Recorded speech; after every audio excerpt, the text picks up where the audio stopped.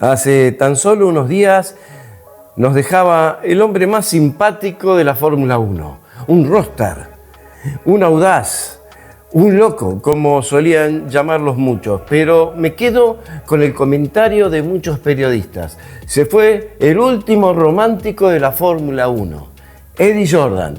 Hoy lo vamos a recordar con algunas anécdotas y algunas de sus vivencias. ¿Me acompaña?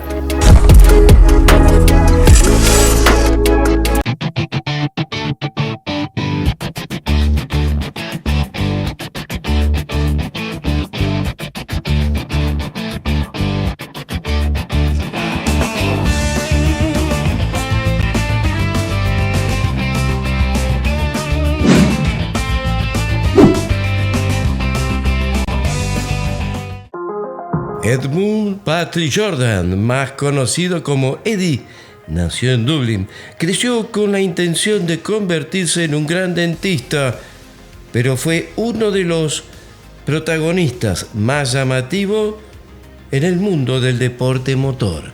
Esta es su historia. ¿Quién era Eddie Jordan? Era el que fundó su propio equipo de Fórmula 1 en 1991 y el que le daba la gran oportunidad de debutar en la máxima con 22 años de edad a Michael Schumacher. Nacido en Dublín, se sintió atraído por el mundo del automovilismo. Logró convertirse campeón de karting en 1971 y logró también pasar con buen éxito por la Fórmula 3 y Fórmula 2 a finales de los años 70. Eddie Jordan, el gran disruptor de la Fórmula 1. Hacer más con menos, crear algo de la nada, probar suerte en la máxima y triunfar donde otros fracasaron, lo convirtieron en único.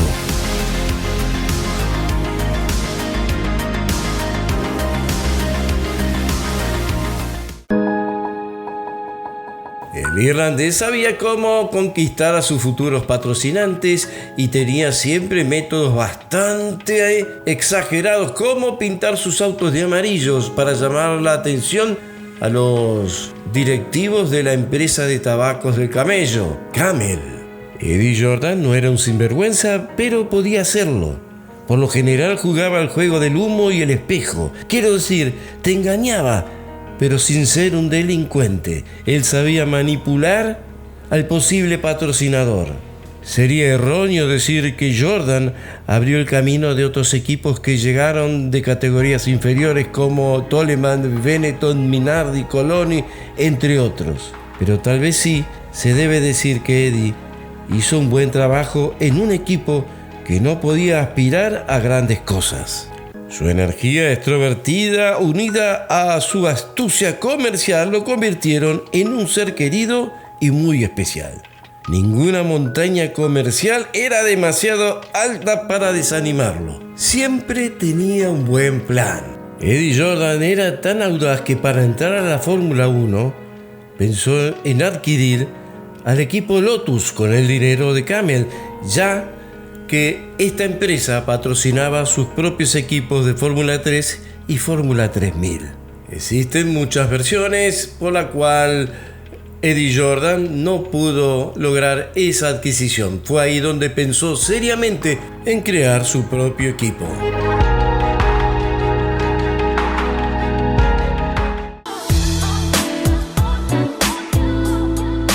Intentar llegar a la Fórmula 1 en primera instancia se debió al éxito que tuvo en la Fórmula 3000 y Fórmula 3, sus propios equipos.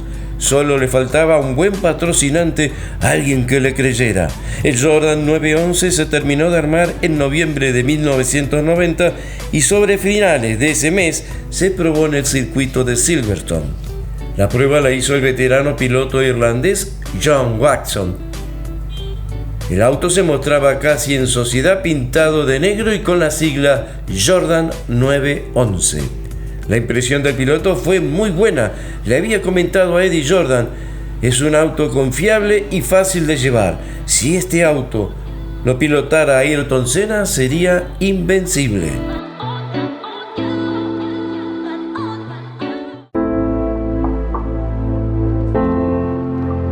La famosa historia del Jordan 911 y el enojo de Porsche.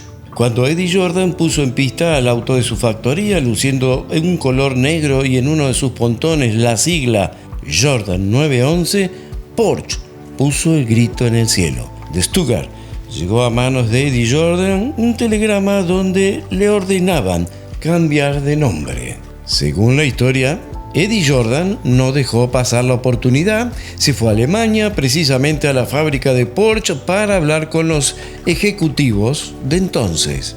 Fiel a su costumbre, Jordan trató de conseguir patrocinio de la firma alemana, pero al no obtenerlo se conformó con que Porsche le diera un nuevo auto para conducirlo durante 18 meses. Acto seguido, pintó su auto de verde, pues estaba en tratativas con dos empresas que llevaban ese color. Una era 7up y la otra Fujifilm. Empresas que, como se puede apreciar en la foto, terminaron patrocinando al equipo del irlandés. Como hemos mencionado, Eddie Jordan solía pintar sus autos antes de tener un contrato o un acuerdo firmado. Lo había hecho con Camel para tratar de comprar a Lotus y después volvió a hacerlo, volver a pintar los autos amarillos, pero esta vez para mostrar la firma de tabacos Benson & Hedges. Siempre hay que llamar la atención no solo del público, sino también de los futuros patrocinantes. O si ya los tienes, hay que dejarlos tranquilos. Eddie Jordan sabía muy bien cómo manejar todo ese asunto y por eso aparecieron las bonitas chicas, esas promotoras que dejaban a muchos sin aliento.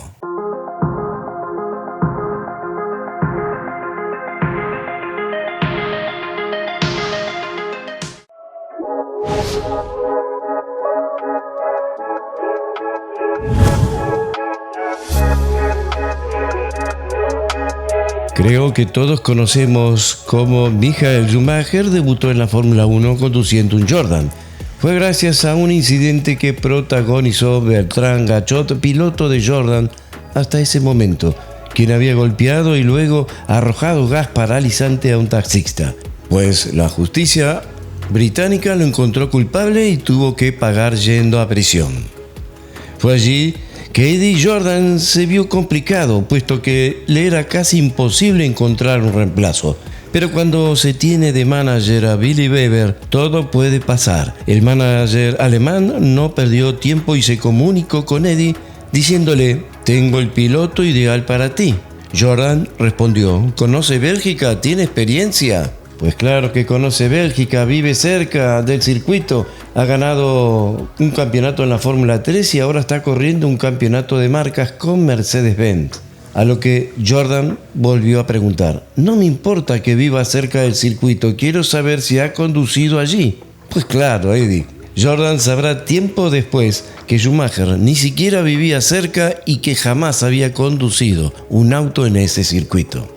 Todos sabemos después lo que vendrá. Después del increíble debut del piloto alemán, un tal Flavio Briatore cambiará la suerte de este joven piloto, quien con Benetton logrará su primer victoria un año después, en el circuito que lo vio correr por primera vez en la máxima.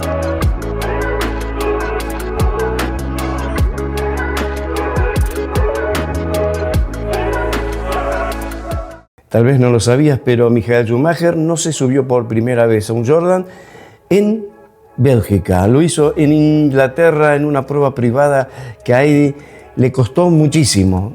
Esa es una historia aparte, yo diría.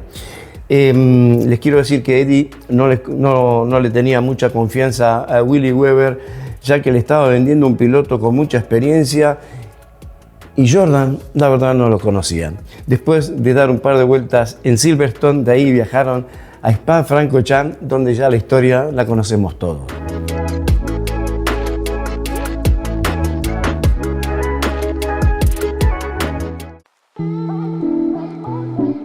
No vamos a negar, Eddie Jordan sabía muy bien que su economía no era muy sólida.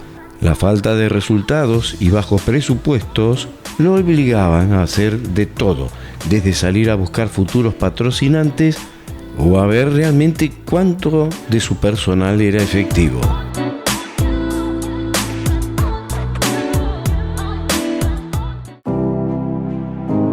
La primera victoria es especial, decía Jordan. Se le había dado un campeón del mundo, hijo de otro gran campeón, me refiero a Diamond Hill, hijo del inolvidable Graham Hill. Fue en 1998 en un circuito muy especial para Eddie Jordan.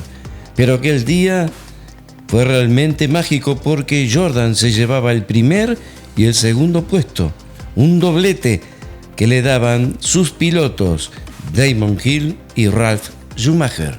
En 1999 llegaba la victoria de Heinz-Harald Frentzen. El piloto alemán fue realmente el mejor piloto que tuvo Eddie Jordan. Fue el piloto que le dio 2 victorias y el que estuvo cerca de darle un campeonato. Se puede decir que la temporada de 1999 fue maravillosa para el equipo del irlandés. Del 2000 al 2005 ya se notaba que todo esfuerzo que se hacía en el equipo era insuficiente.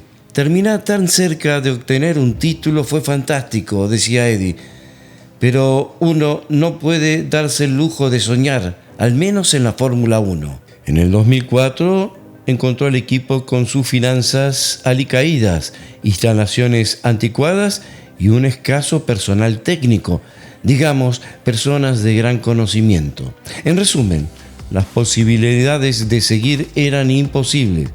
Finalmente, Eddie Jordan vendió su equipo a un grupo ruso, Midland, que ponía $60 millones. Durante el 2005, el equipo ruso siguió con el nombre de Jordan, pero ya en el 2006 los autos cambiaron de color y de nombre. Había sido el italiano Giancarlo Fisichella quien le daba la última victoria al equipo. Eso fue en el 2003 en Brasil. Ya sabía que el final era inminente. No se trataba de magia o de suerte, se trataba de dinero. Si no lo tienes, si no tienes suficiente como para seguir dignamente, es hora de retirarse, decía el gran Eddie Jordan. Para entonces, y a esa altura de los acontecimientos, Eddie Jordan se había convertido en un gran inversor. Eddie Jordan fue un hombre destacado, afirma Andy Cowell, jefe del equipo Aston Martin, se podría decir heredero lejano de Jordan. Tras vender su equipo, fue comentarista de la BBC. Su carisma y energía, como su gran encanto, lo hacían genial. Lo voy a recordar como lo que fue, un gran hombre, decía David Coulthard. Christian Horner, ahora director de Red Bull, recuerda haber recibido un consejo de Jordan allá en 1991. Solo consigue un buen patrocinador y bienvenido al club, Piraña. Briatore se había convertido en un amigo cercano de Jordan y recordaba: tengo buenos momentos de él dentro y fuera de las pistas. Nos divertíamos mucho. Eddie era espontáneo, gracioso y muy divertido. Lo voy a extrañar mucho. Damon Hill, Barrichello y Frentzen también dejaron palabras de gran sentimiento. Damon Hill decía: formé parte de su equipo de Fórmula 1 y también parte de su banda de rock. Fue conocido en el paddock por su desparpajo e innovación, 2 cualidades que lo hacían único.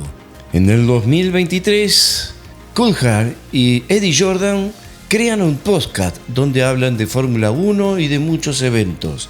Al año siguiente, en el 2024, fue allí donde Eddie Jordan le comenta al piloto que tenía una enfermedad muy agresiva, un cáncer de próstata y vejiga, y aunque hacía tratamiento, la enfermedad no le daba tregua.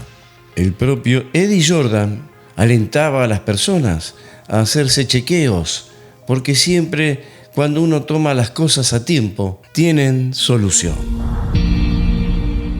Bueno, hemos llegado al final de esta historia. Espero que haya sido de su agrado. Recordamos al gran Eddie Jordan con mucho cariño, un distinto, si se quiere. En la Fórmula 1 hubo muchos personajes muy parecidos a él, pero Eddie fue el único. Así que nada, terminamos por hoy y nos encontramos en una nueva historia en breve. Chao.